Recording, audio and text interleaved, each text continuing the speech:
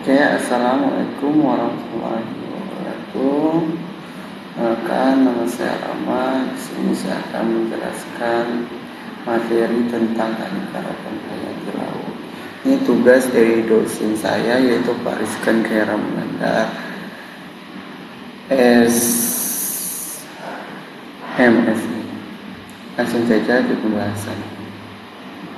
Jadi, ekosistem pesisir yang secara permanen atau berkala tergenang di dalam air. Jadi kita dapat mengetahui mulai dari contoh hutan mangrove, estuari, pantai, dan pulau-pulau kecil.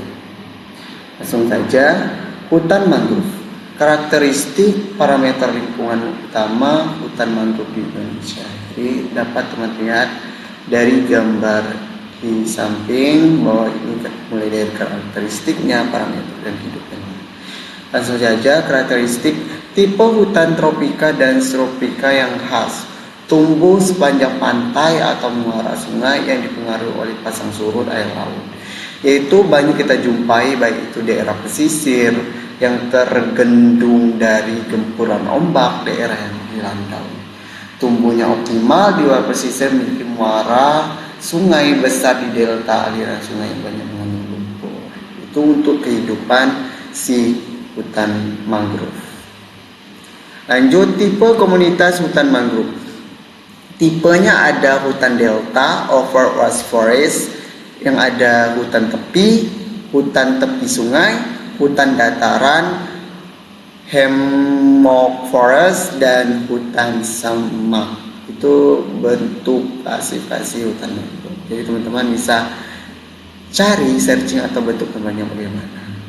Itu saja, ini mulai dari gambarnya saya ada tampilan gambar atau penjelasan mulai dari bentuknya overwash forest, fringing forest. Jadi teman-teman dapat lihat dan memahami. Jadi dari bentuknya mulai tipenya itu dapat kita lihat dengan jelas perbedaan dari masing-masing. Lanjut, delta terbentuk di muara sungai yang berkisaran pasang surut rendah, sedangkan dataran lumpur itu terletak di pinggiran pantai. Dataran pulau berbentuk sebuah pulau kecil yang pada waktu surut rendah muncul di atas permukaan. Sedangkan dataran pantai itu habitat mangrove merupakan jalur sempit memanjang sejajar di garis pantai. Lanjut, ini bentuk perbedaannya dari masing-masing.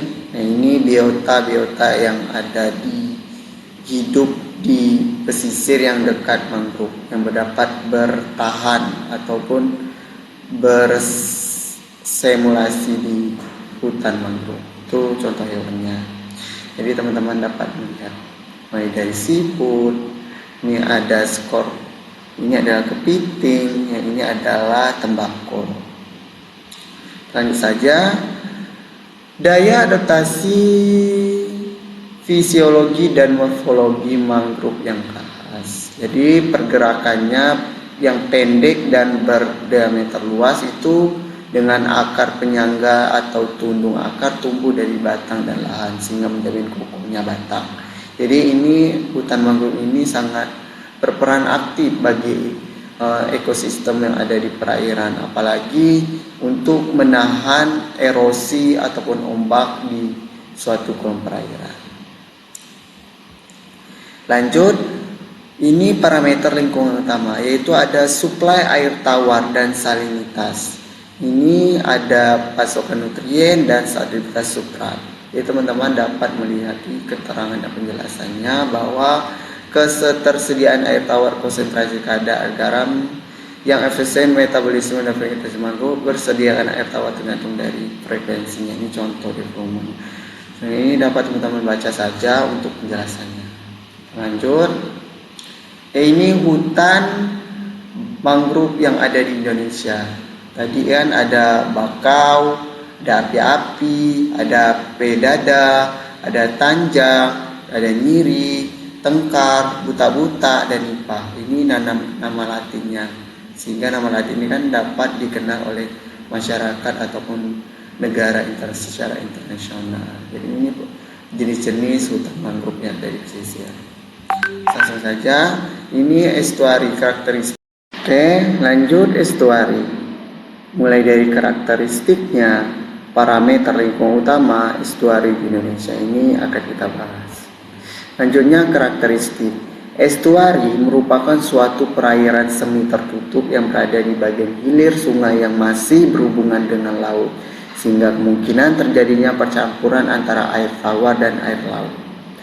Jadi kita sudah ketahui bahwa estuari ini percampuran dari air tawar dan air laut.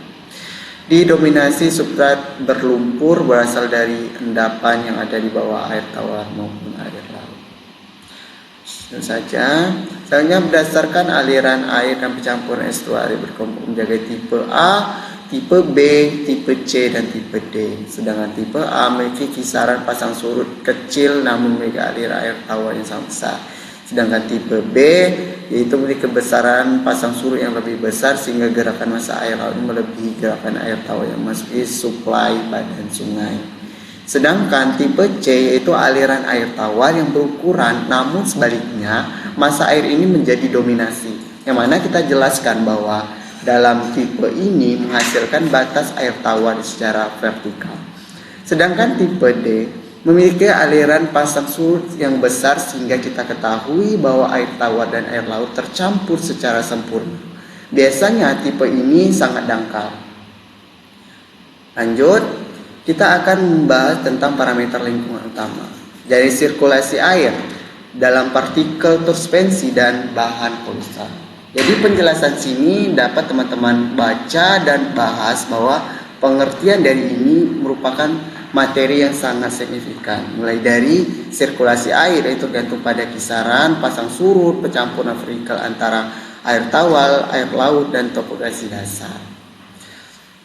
Sedangkan partikel suspensi pada khususnya terkandung di dalam airan sungai masuk yang terkumulasi di estuari karena kondisi pada tertentu cenderung stagnan, maka partikel sedimen akan mengalami pengendapan. Sehingga lapisan dasar bertambah tebal, terjadinya pengendapan menyebabkan perubahan morfologi secara dasar. Sedangkan bahan polutan itu termasuk melalui bahan sungai ataupun aktivitas langsung yang ada di suatu perairan. Kita lanjut saja. Ini estuari yang ada di Indonesia. Jadi teman-teman dapat melihat pada gambar di samping itu pertumbuhan delta Cimanuk pada tahun 2000 sampai 2020. Jadi pada ekosistem estuari terbentuk di berbagai hilir daerah aliran sungai DAS akibat pengaruh curah hujan tinggi yang luas sehingga daratan wilayah daerah pesisir mengalami seperti yang ada di Sumatera, Kalimantan, Jawa, dan Papua. Ini dapat teman-teman jelaskan secara ringkas ataupun lihat dari materi di samping. Lanjut, kita akan membahas tentang pantai, mulai dari karakteristik dan pantai yang ada di Indonesia. Langsung saja, karakteristik pantai memiliki ciri yang pertama, yaitu sistem pergerakan yang menancap dalam, sedangkan mempunyai toleransi tinggi terhadap kadar garam, hembusan anggina, dan suhu tanah yang sangat tinggi, sehingga dia menghasilkan buah yang dapat terapung. Adapun 3 zonasi di mana organisme hadir dalam jumlah besar. Yang pertama ialah zona bagian atas yang dihuni oleh kepiting, ghost crab, amphibi, dan crustacea. Selanjutnya yaitu zona pertengahan dihuni oleh moluska dan berbagai spesies lainnya. Sedangkan zona yang lebih rendah dihuni spesies keong, gastropoda, dan lain-lain. Langsung saja, kita berkaitan dengan zona ini kan sudah dijelaskan. Kita akan membahas lebih lanjut tentang pantai yang ada di Indonesia. Pantai yang ada di Indonesia itu pantai terjal berbatu, ada pantai landas dan datar, pantai dengan bukit pasir, dengan pantai lurus dan dataran pantai yang berdanau, ada pantai berbatu, dan keenam ada pantai berbentuk karena adanya erosi. Jadi teman-teman bisa baca bahwa pengertian ini contohnya yang ada di daerah kalian masing-masing. Selanjutnya kita ada pulau-pulau kecil, itu mulai dari penjelasan karakteristik, parameter lingkungan utama, dan pulau-pulau yang ada di Indonesia.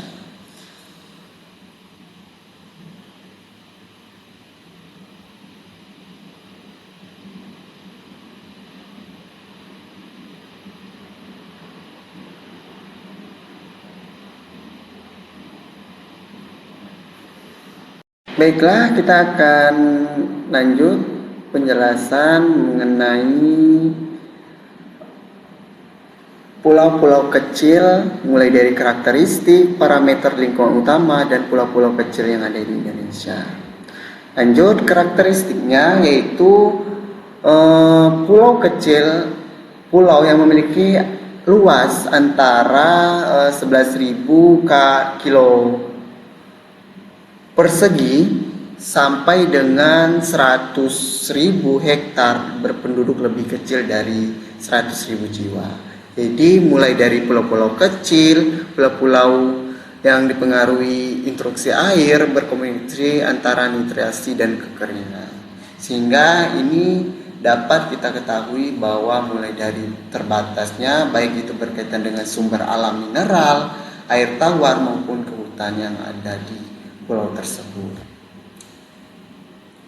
Lanjut, yaitu parameter lingkungan utama, yang mana ketersediaan sumber air tawar, yang mana di sini dapat dijelaskan berperan dalam menyuplai nutrien yang berasal dari daerah daratan ke perairan pantai pulau kecil tersebut.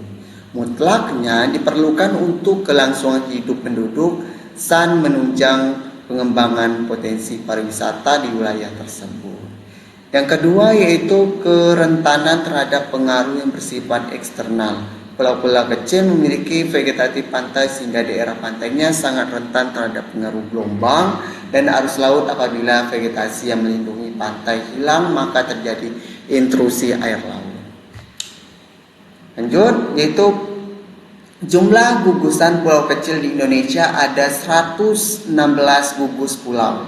50 buah gugusannya berada di Indonesia bagian barat, sedangkan sisanya terdapat di perairan Indonesia bagian timur KLH 1997. Lanjut, ekosistem pesisir yang tidak digenangi air, misalnya kita dapat lihat dari gambar di samping, misalnya formasi Perseprea. Umumnya terdapat di belakang pantai pesisir didominasi oleh vegetasi pionir, khususnya kangkung laut. Sedangkan formasi Baryogotenia itu berkembang di pantai berbatu tanpa deposit pasir, di mana formasi ini tidak dapat tumbuh. Habitat berbatu ini tumbuh oleh komunitas yang mendukung dan holokar.